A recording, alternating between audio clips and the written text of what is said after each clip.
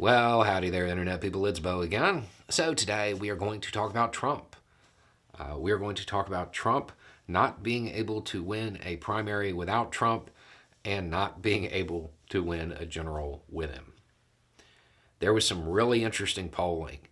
CBS News, YouGov. And a lot of the polling has been like just all over social media because there's a certain section of what they asked. It led to responses that honestly, they're so sad they make you laugh type of thing. Of primary voters, and it's important that these are primary voters, and we'll come back to that, but 85% said that they wanted a nominee who would challenge woke ideas. 66% said they wanted a nominee who would oppose any gun regulations.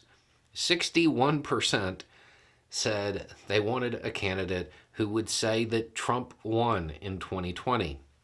And 57% said they wanted a nominee that would make liberals angry.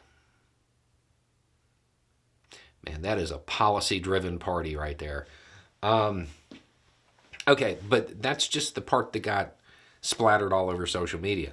That's actually not the most interesting part to me. When they're polling primary voters, they normally give them three options.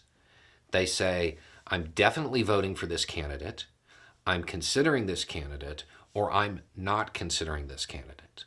Because there's a whole bunch of them, right? There's a whole bunch of different options, and they give them those three options to pick from. So what you normally end up with is a front runner that has a whole bunch of people who have already decided they're voting for that nominee, that candidate. Here's what Trump has. 24% have decided they are definitely voting for Trump. 49% are considering Trump and other candidates. 27% are not considering Trump. They won't vote for Trump.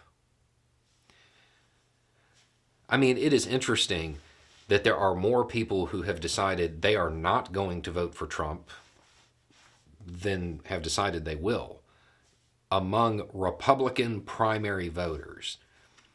That's interesting. But at the same time, there's still half the votes up for grabs. Realistically, unless something wild happens, it does look like he has the primary on lock. It really does. But 27% not considering Trump. 27% of Republican primary voters. Primary voters are normally the most energized, to use a polite term. They are the people who are very much into politics. They are very adamant. And given the Republican Party over the last few years, they should be the biggest Trump supporters. They should be leaning in really hard on Trump because they're the most energized group. 27% of those people saying they're not considering voting for Trump means that among the general Republican population, let's just say that number holds, and half of them stick to it. I'm not voting for Trump. Doesn't necessarily mean they go vote for the Democratic candidate. It just means they're not voting for Trump. If half of that number holds, he can't win. The math doesn't math. He can't win. The enthusiasm, there is more enthusiasm among those who are not going to vote for Trump, who know that, than there is among those who are going to. Trump appears likely to win the primary, but his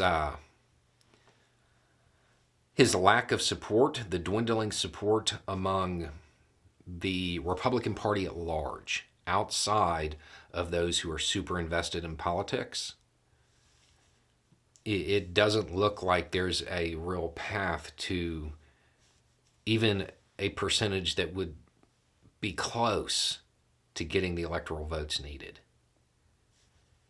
If you're going to lose 13 or 14% of Republican voters just because they're not going to vote for Trump, you can't win. They don't have the numbers. Now, the one thing I do want to say is that this is the first time I've seen this. This is the first time I've seen this. It's one poll. It's from a pollster that does good work, but it's just one poll.